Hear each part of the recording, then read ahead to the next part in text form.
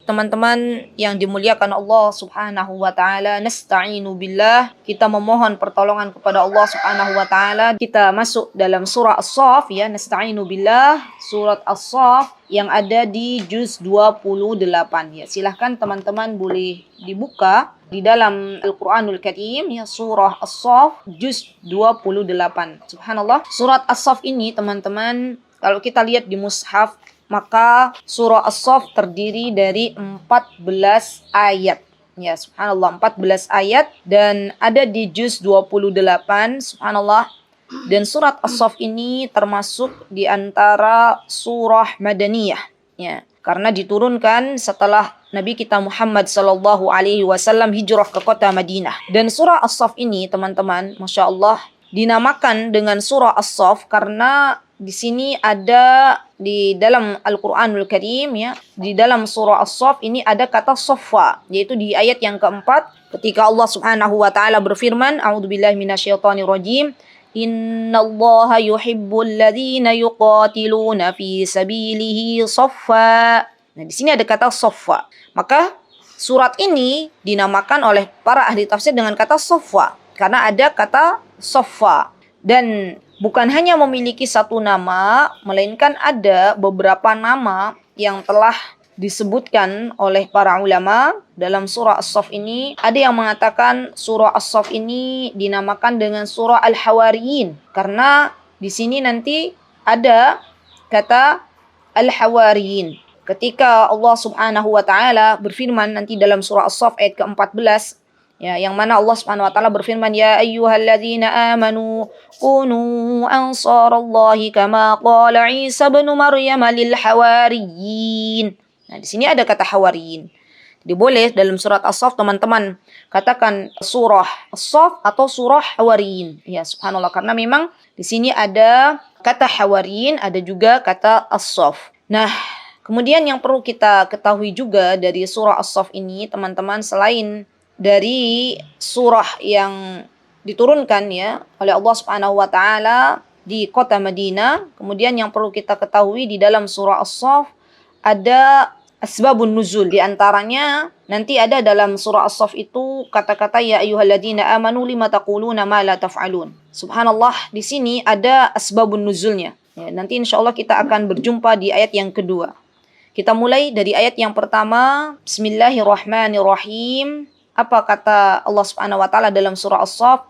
Sabbaha lillahi ma fis samawati wa ma fil ard wa huwal azizul hakim. Subhanallah. Subhanallah, teman-teman, di sini Allah mengabarkan kepada kita semuanya, sesungguhnya apa yang ada di langit dan apa yang ada di bumi semuanya bertasbih kepada Allah Subhanahu wa taala tanpa terkecuali. Subhanallah, baik itu makhluk hidup maupun benda mati. Subhanallah, baik itu dari jenis hewan ya, dari jenis tumbuh-tumbuhan, dari jenis batu, dari jenis gunung, semuanya bertasbih kepada Allah Subhanahu wa taala dengan caranya, dengan bahasanya, sesuai dengan bahasanya. Saat ini saya mengisi, di samping saya itu ada sangkar burung ya. Ada sangkar burung, di situ ada 2 burung ya, subhanallah. Setiap kali saya perhatikan ya teman-teman, subhanallah, kalau adzan berkumandang, habis adzan itu mereka itu bunyi ya, dedekur, dedekur. Itu ya subhanallah. Kami yang melihat, subhanallah, kenapa kalau habis adzan tuh mereka bunyi gitu ya. Dan kalau pas pagi hari juga mereka rame tuh, bunyi ya subhanallah. Apakah wallahu taala alam bisawab, apakah itu mungkin tasbihnya mereka, kita nggak pernah tahu ya subhanallah. Yang jelas kita harus mengimani bahwasanya Allah memberitahukan nih kepada kita semuanya, seluruh benda hidup, seluruh makhluk hidup yang ada di muka bumi ini ataupun ya benda mati yang ada di muka bumi ini semuanya bertasbih kepada Allah Subhanahu wa taala. Subhanallah. Ya. Dan ini merupakan kemuliaan bagi Allah Subhanahu wa taala karena yang namanya tasbih itu adalah kita membersihkan, atau yang namanya tasbih adalah mensucikan Allah Subhanahu wa taala dari segala kekurangan dan dari segala aib ya dalam sifat-sifat Allah Subhanahu wa taala. Jadi semua perbuatan Allah itu sempurna. Semua sifat Allah itu itu sempurna, tidak ada cacatnya, tidak ada kekurangannya. Semuanya ada hikmahnya, subhanallah. Dan inilah yang disebut dengan tasbih. Jadi at-tasbih, at-tanzih. At-tanzih itu adalah mensucikan, ya, mensucikan dari segala kekurangan. Maka tidak boleh kita menisbahkan kekurangan itu kepada Allah Subhanahu wa taala. Karena Allah Subhanahu wa taala adalah zat yang maha sempurna dalam segala sifatnya. Allah Subhanahu wa taala adalah zat yang maha sempurna dalam semua perbuatannya. Subhanallah. Maka wajib bagi kita sebagai hamba Allah untuk senantiasa mensucikan Allah Subhanahu wa taala. Subhanallah. Kemudian teman-teman yang dimuliakan oleh Allah Subhanahu wa taala, kalau tadi saya berbicara masalah burung ya, yang subhanallah mereka itu bertasbih dengan caranya mereka. Kita tidak tahu, yang pasti ketika kami perhatikan itu subhanallah ada beberapa waktu yang mereka itu bunyi gitu ya, terutama setelah adzan gitu ya. Dan termasuk diantaranya juga benda mati itu bertasbih ya, subhanallah. Kita tahu teman-teman, Rasulullah SAW pernah mengabarkan kepada kita semuanya bahwasannya ada batang kurma yang ketika ditinggalkan oleh Nabi kita Muhammad SAW, kemudian dia menangis terisak-isak ya, Masya Allah. Dan tangisannya tuh didengar oleh para sahabat radhiyallahu anhum jami'an, subhanallah ya. Artinya apa? Subhanallah, batang kurma itu merasa kehilangan gitu ya, ditinggalkan oleh Rasulullah SAW, dan batang kurma itu punya rasa cinta kepada Nabi kita Muhammad SAW. Kitanya saja nggak paham ya, Masya Allah. Coba kalau kita lihat ya teman-teman, ketika pohon itu melambai-lambai, itu bisa jadi mereka sedang bertasbih, kita yang nggak paham ya, Masya Allah. Bahkan gunung Uhud ya, yang kita bisa lihat di kota Madinah, itu mereka, kata Rasulullah SAW, Gunung Uhud itu mencintai para sahabat. Ya subhanallah, mencintai Rasulullah SAW. Rasulullah SAW pernah mengatakan, Uhudun jabalun yuhibbuna wa nuhibbuhu. Subhanallah. Kata Rasulullah SAW, Gunung Uhud ini, subhanallah, adalah gunung yang kami cintai. Jadi para sahabat, radhiyallahu anhum jami'an, Rasulullah SAW itu sangat-sangat mencintai Uhud. Dan ia pun mencintai kami. Subhanallah. Berarti ini menunjukkan ya bahwasanya ada rasa cinta ya para sahabat radhiyallahu anhum kepada Gunung Uhud. Begitu pula Gunung Uhud ya mengatakan cintanya kepada Rasulullah SAW dan para sahabat radhiyallahu anhum jami'an. Tapi kita nggak pernah paham bagaimana rasa cintanya Gunung Uhud kepada Nabi kita Muhammad SAW dan para sahabat radhiyallahu anhum jami'an. Subhanallah ya teman-teman. Mereka saja yang tidak diberikan akal oleh Allah Subhanahu wa taala, mereka senantiasa bertasbih kepada Allah Subhanahu wa taala. Seharusnya kita lebih banyak tasbih kita kepada Allah Subhanahu wa taala karena nikmat Allah begitu banyak kepada kita semuanya. Baik, kemudian Allah Subhanahu wa taala berfirman, wa huwal azizul hakim. Wa huwal azizul hakim, dan Allah lah zat yang maha al-aziz. Al-aziz itu yang maha perkasa, al-hakim yang maha bijaksana. Masya Allah. Ini merupakan sifat dari sifat Allah Subhanahu wa ta'ala. Ya, Allah telah menyebutkan Dzul Hukm, yaitu yang subhanallah yang disifati sebagai pemberi keputusan ya, Masya Allah, yang maha bijaksana dengan keputusannya. Masya Allah, dalam memberikan keputusan itu pasti ada hikmahnya. Maka di sini kita bisa ambil sebuah pelajaran, sesungguhnya tidak ada yang lebih perkasa, tidak ada yang lebih mulia di antara semua makhluk yang ada di muka bumi ini kecuali Allah Subhanahu wa ta'ala ya, Masya Allah. Kemudian ayat yang selanjutnya, yaitu ayat yang kedua, Allah Subhanahu wa ta'ala berfirman, ya ayyuhalladzina amanu lima taquluna ma la taf'alun.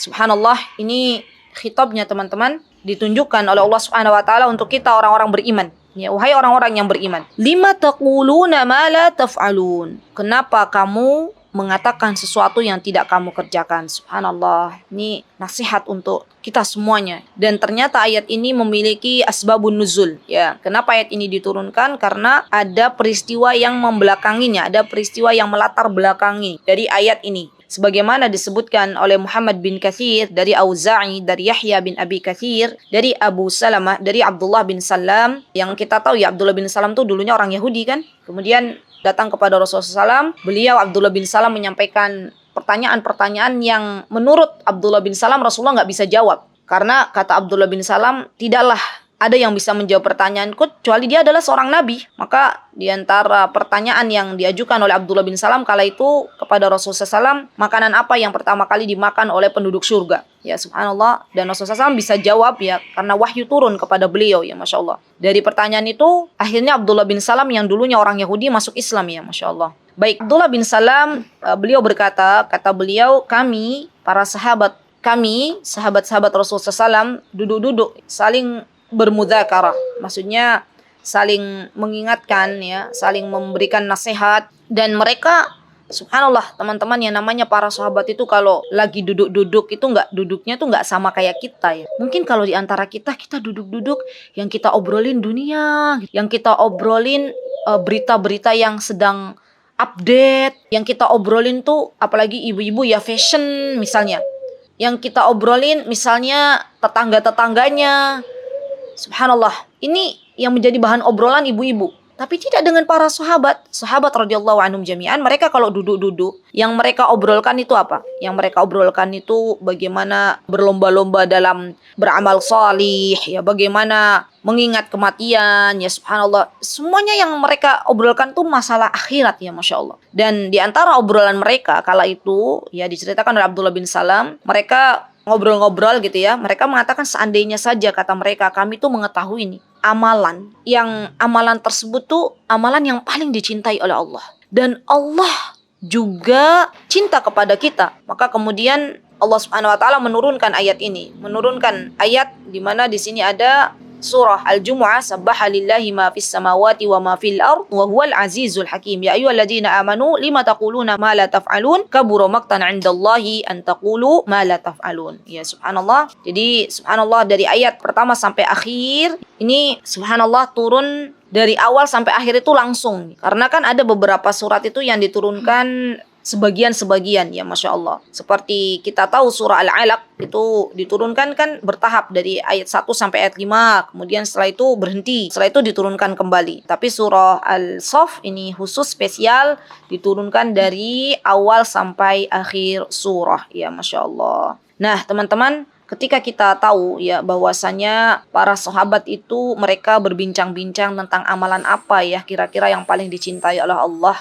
Ini teman-teman menunjukkan mereka adalah orang-orang, adalah generasi yang sangat-sangat memperhatikan bagaimana kedudukan mereka di sisi Allah Subhanahu wa taala. Bukan lagi memikirkan bagaimana kedudukan kita di sisi manusia, bukan. Yang mereka inginkan itu bagaimana agar Allah itu ridho kepada kita. Bagaimana agar Allah itu ridho kepada mereka. Bagaimana untuk mengejar surganya Allah itu apa yang harus dilakukan, ya Masya Allah. Dan subhanallah ternyata di antara yang Allah cintai, ya subhanallah, dari amal-amal solih, ya subhanallah, ternyata adalah diantaranya ya bertasbih, ya Masya Allah, Masya Allah. Dan di ayat lain Allah Subhanahu wa taala juga menyebutkan di antara amalan yang Allah Subhanahu wa taala cintai adalah berjihad. Di antara amalan yang Allah cintai, ayyul a'malu afdal, ketika para sahabat bertanya, maka Rasulullah SAW mengatakan, terkadang Rasulullah SAW mengatakan birrul walidain, ya subhanallah, adalah berbakti kepada kedua orang tua, ya Masya Allah. Ada juga yang Rasulullah SAW ketika ditanya ayyul a'mali afdal, maka Rasulullah SAW mengatakan bahwasanya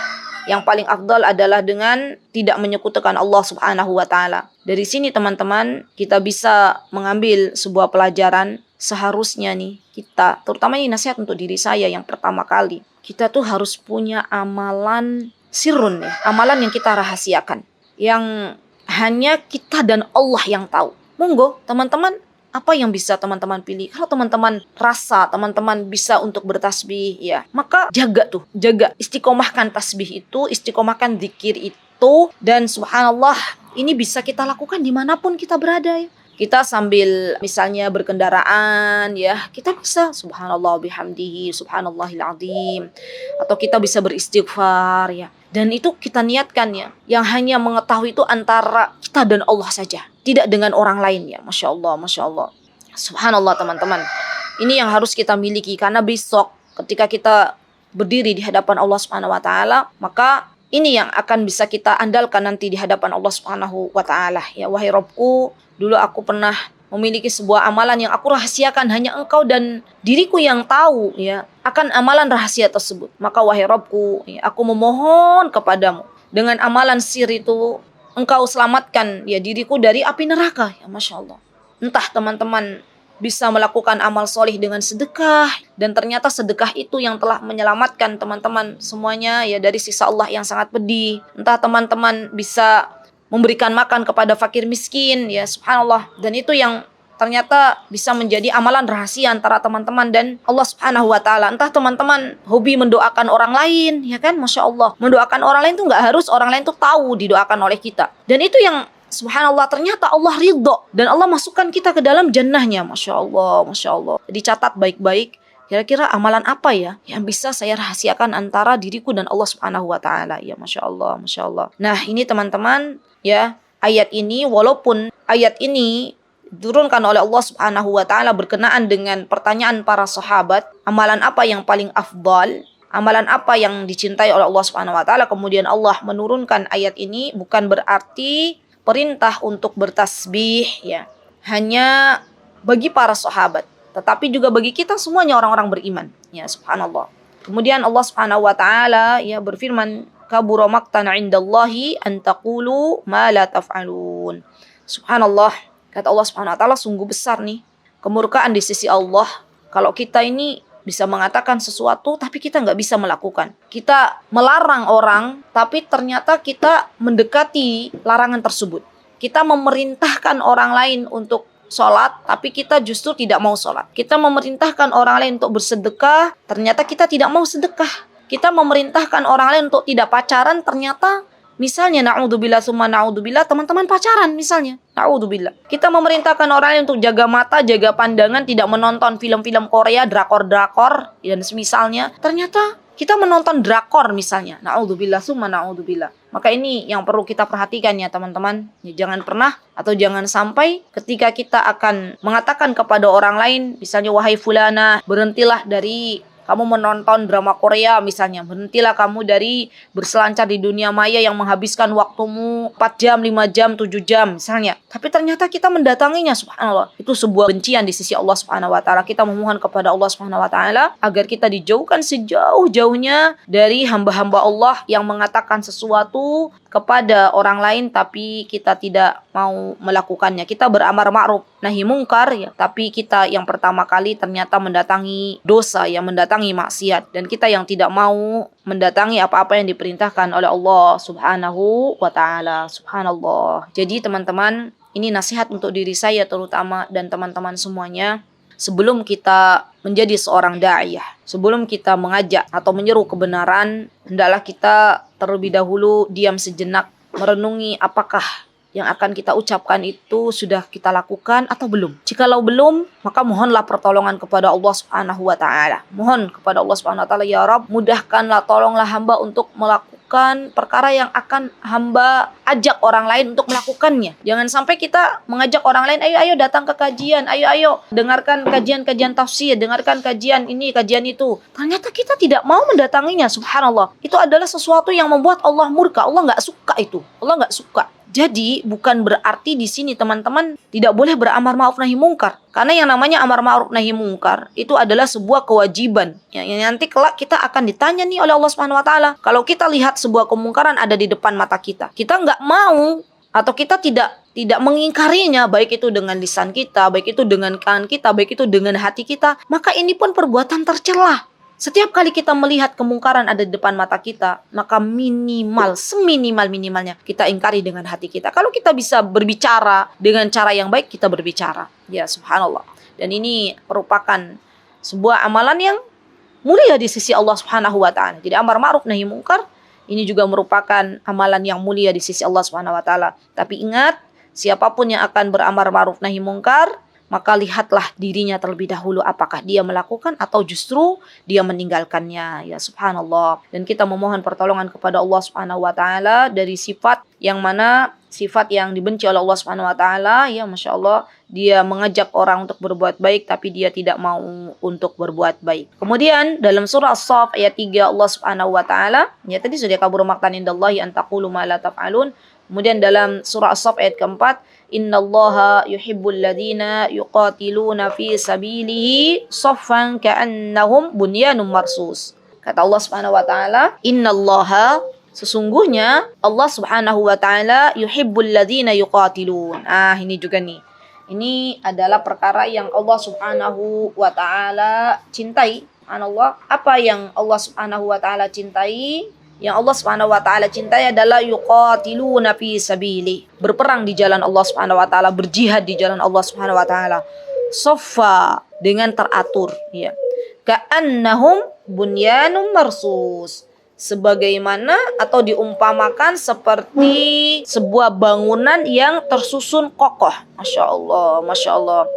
Jadi subhanallah dulu ya Masya Allah ketika Nabi kita Muhammad sallallahu alaihi wasallam memerintahkan para sahabat radhiyallahu anhum jami'an untuk berperang, maka posisi yang Rasulullah SAW minta kepada para sahabat itu untuk bersaf-saf dan tidak berpecah belah. Ya Masya Allah, Masya Allah. Jadi subhanallah kalau dulu ya sebelum ada banyak teknologi itu kan para sahabat tuh benar-benar kalau berperang tuh rapi, bersaf-saf. Mungkin teman-teman bisa lihat bisa baca juga di hadis-hadis ya Masya Allah. Jadi benar-benar mereka tuh teratur ya. Mereka tuh taat kepada perintah Rasulullah SAW ya Masya Allah. Wallahu ta'ala alam bisawab. Para ulama mengatakan kalau zaman sekarang yang dimaksud dengan soft ini adalah benar-benar kita bersatu padu gitu. Satu komandan. Tidak berpecah belah. Tidak satu ke kanan, satu ke kiri. Kita kalaupun misalnya ada perintah untuk berjihad, dan ini yang mengatakan berjihad nggak sembarangan ya teman-teman. Bukan orang mengatakan yo jihad terus kita ikut-ikutan, enggak. Ya ini bagi yang mengatakan jihad ini adalah seorang ulama yang memang benar-benar didengar fatwanya. Jadi subhanallah dalam amrun perkara jihad ini jangan sampai kita bermudah-mudahan ya. Misalnya ada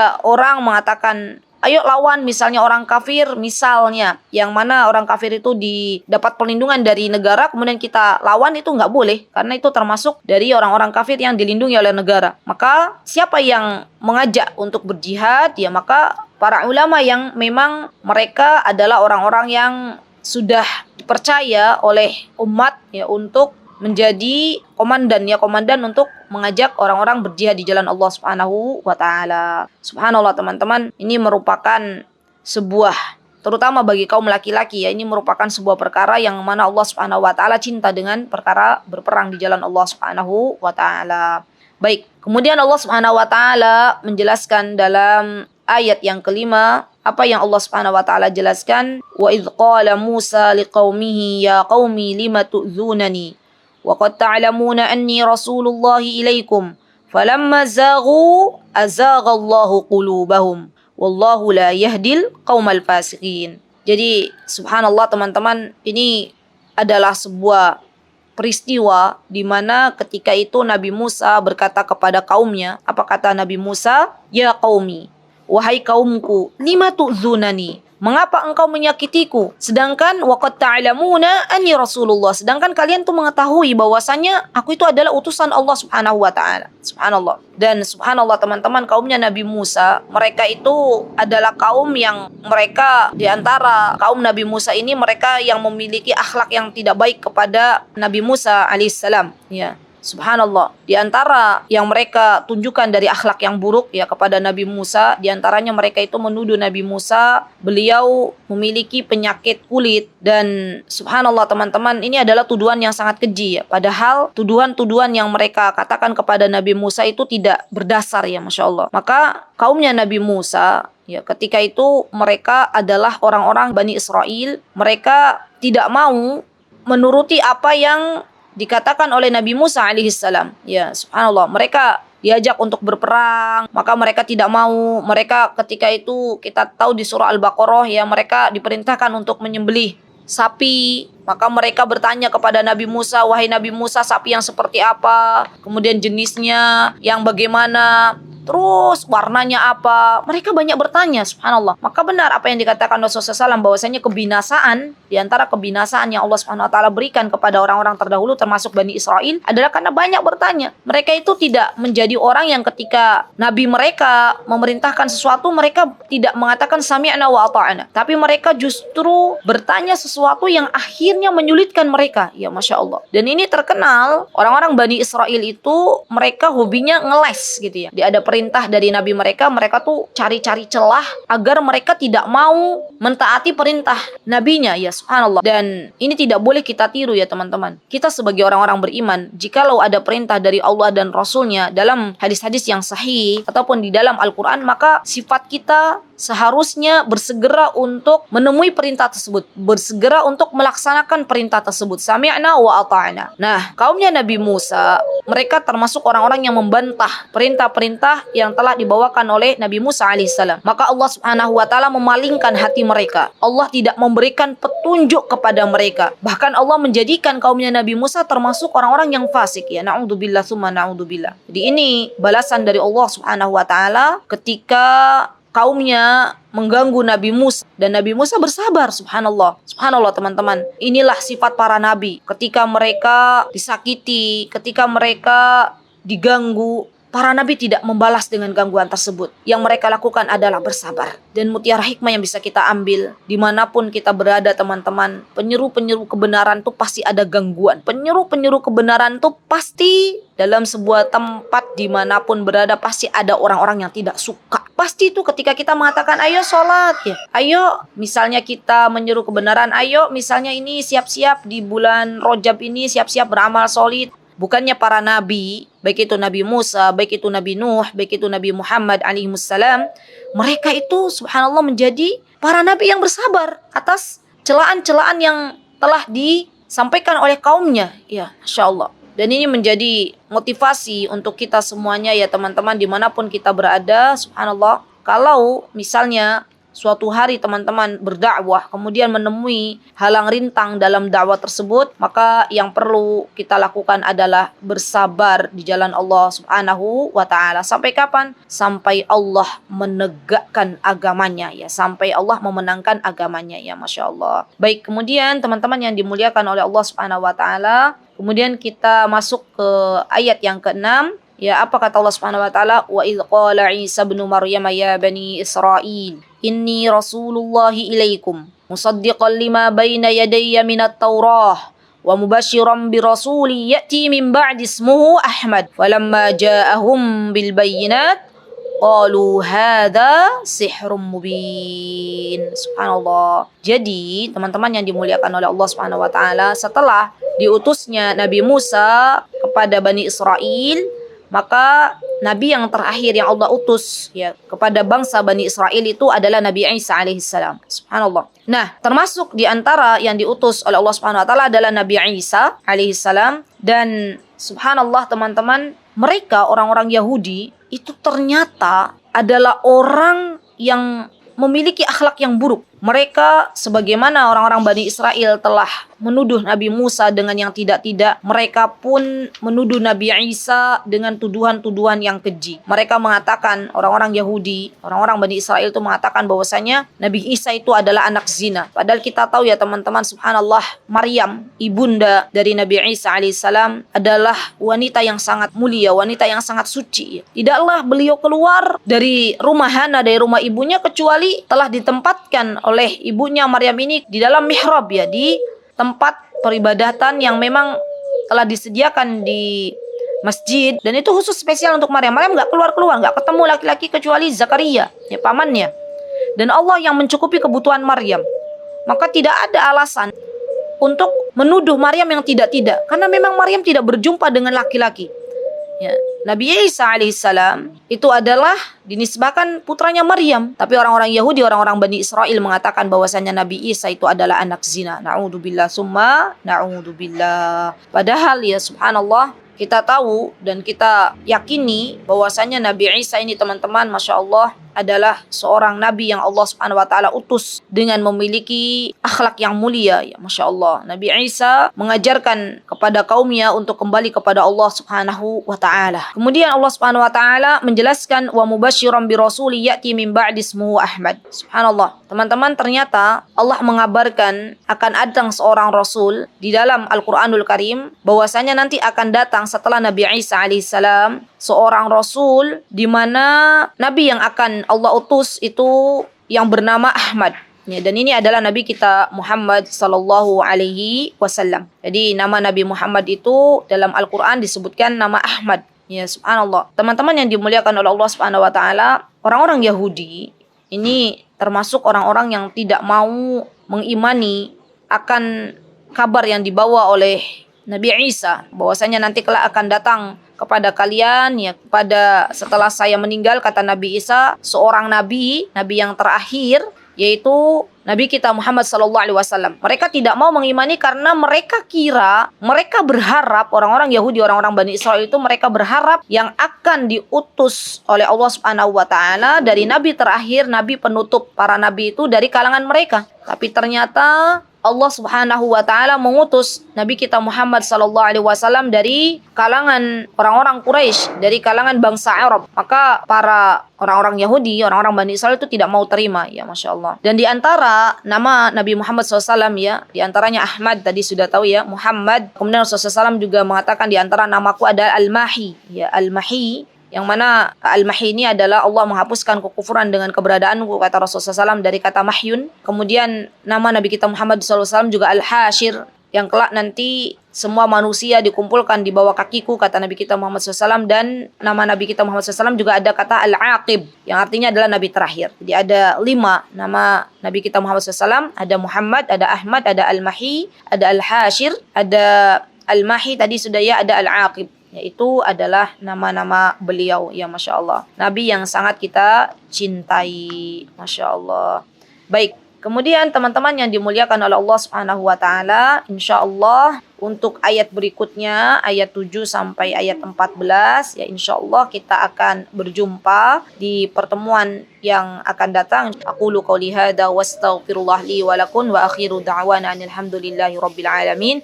Wassalamualaikum warahmatullahi wabarakatuh.